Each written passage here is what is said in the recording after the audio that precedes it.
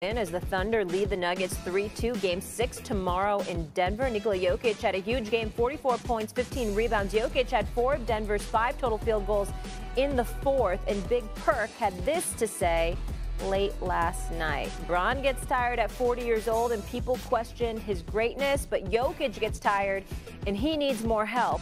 We got to stop moving the goalpost. Okay. Brian Windhorst joining us. Wendy, top of the morning to you, sir. Great to have you. Stephen A., let me ask you this. Perk on Jokic. Is that fair or foul? We're moving the goalpost for him? I think it's fair what he's saying in terms of how we judge Jokic. I don't think he's accurate with how we judge LeBron. Who's questioned the greatness of LeBron James? When he's tired, we say he's tired, so far the time might be kicking in terms of his fatigue. Because he's older now. He's not the young spring chicken he once was. That's it. That's not questioning his greatness. That's saying, okay, he looks a little tired, which is something you could surmise is plausible because he was 40 years old in his 22nd season in the league. That's all. Yeah, I love how people conflate things sometimes. Nobody's questioning the greatness of LeBron James. They question if you see him tired.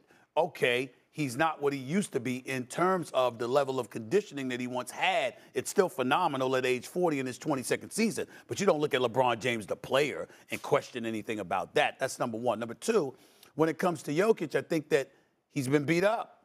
And we're looking at an Oklahoma City team that we have all deemed to be a superior bunch to almost anybody in the NBA, specifically this season. So Jokic being who he is, Denver being devoid of the depth it once had, looking at Jamal Murray, an Aaron Gordon, a Michael Porter Jr., and how capable they are, but also how inconsistent they have been from time to time. You look at a guy like Jokic, and when you see him, dare I say, looking human, it catches you off guard. Because when you see him last night and he finishes with 44 and 15, he's gotten to a point where we consider that relatively ordinary for him.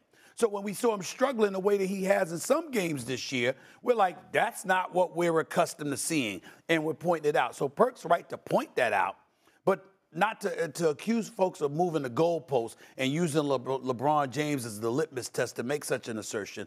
I disagree with him on that point. Wendy? It's fair to say that LeBron is sometimes judged differently when it comes to criticism than his peers. That's a fair thing, and that's a conversation, but not Jokic on this night. Nobody was saying Jokic was tired last night. He definitely didn't move his feet great on defense in the fourth quarter, but the man had 44 and 15. The reason that the Nuggets lost last night was because his teammates won a collective 1 of 15 in the fourth quarter.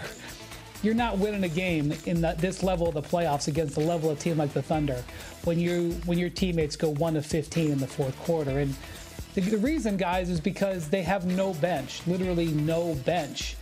There was an interesting decision at the beginning of the fourth quarter. David Adelman, the Nuggets coach, he had a decision to make. They were up by 8 points, and usually he gives Jokic a couple of minutes of rest to start the fourth, and he didn't. He left him in there to try to knock the Thunder out.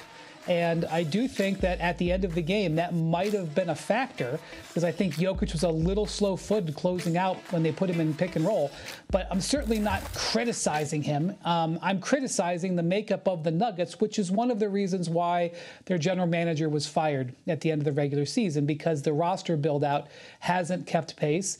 And look, Russell Westbrook, for as fascinating of a player as he is, he hasn't been able to deliver in this series. I'm not questioning his character. I'm not questioning him as a person. He just hasn't delivered. He's 3 of 27 in the last 3 games. They need offense. He hasn't been able to deliver it. Westbrook probably shouldn't be your 6th man. You want to have the option to play Westbrook when he's doing well and not play Westbrook when he's not doing well. They don't have options. The reason the Nuggets lost this game was nothing to do with Jokic. It had everything to do with his teammates. Yeah, 100%. And give Oklahoma City credit because they were down 90 to 81. They're down 80 to 68. And they had to win this game, and you got to give them a little credit there. And I fell asleep at 88-80. I hate to say it. So I didn't see Dort make 3 threes, which were the biggest threes in the game. Remember, they made 5 threes, OKC, in the last 6 minutes of the game.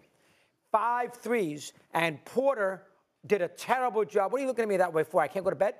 Why are you falling asleep during the game? I'm tired. You didn't work on first take yesterday morning. So if you didn't work on first take yesterday morning, that means your day really didn't start until the afternoon. And if it didn't start until the afternoon, why in the hell are you falling asleep in the middle of a game? Yes, I got to get up at 6 o'clock in the morning, and I'm 65 years old. Thank you. I was tired. I fell asleep. What's the matter with you? Am I allowed to fall asleep? No. We'll talk about that later. I'm allowed to fall asleep. At least I admitted it. You did admit that. Your honesty should be applauded. That's the point. We will talk about that later. We will talk about that. We will talk about that later. You don't get to fall asleep during a playoff game when your game start at 3 o'clock in the afternoon. The game started at 9:40 Your last day night. started at 3 o'clock yesterday. Your day started at 3 o'clock. What do you know? What do you know my day is? I know enough about it. I know Jeannie told me. She would give me beer. And the funny thing is, I fell asleep, woke up again. On the couch?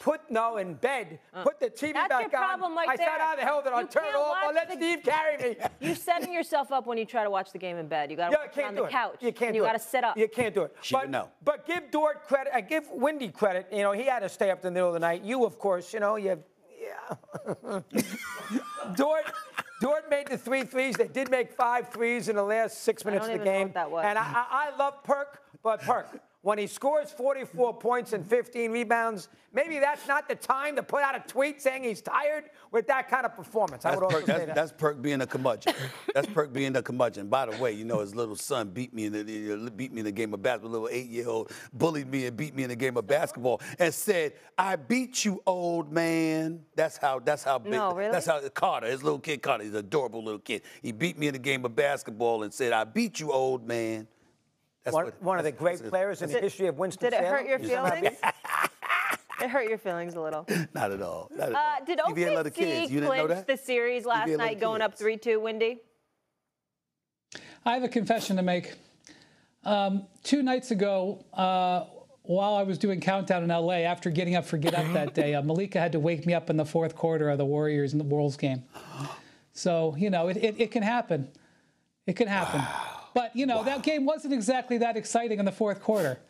It was last night, 87-67. You're allowed. It was 87-67. Dog, I was living and dying with every basket. So I'm sorry, Molly, what was the question? Did OKC clinch the series going up 3-2?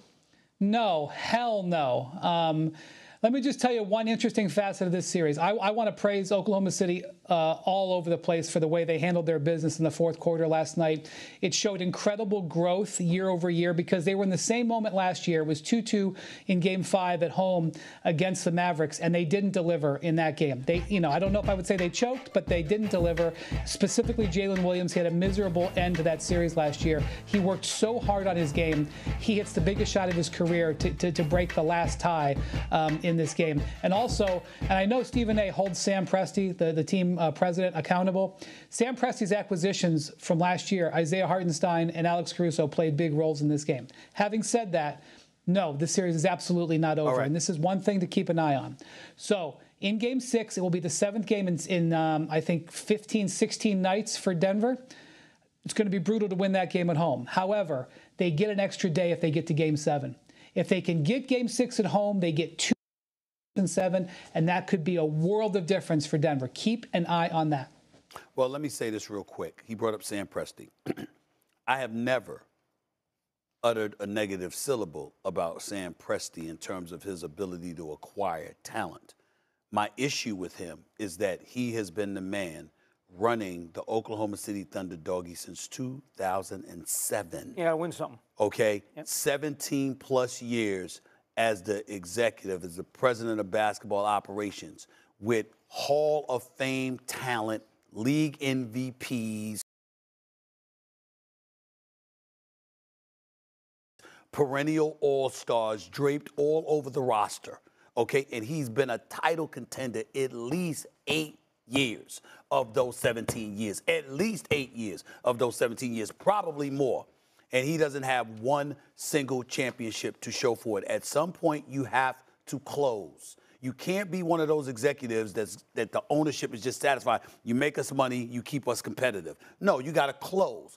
I want to see Sam Presti win a championship. Good point.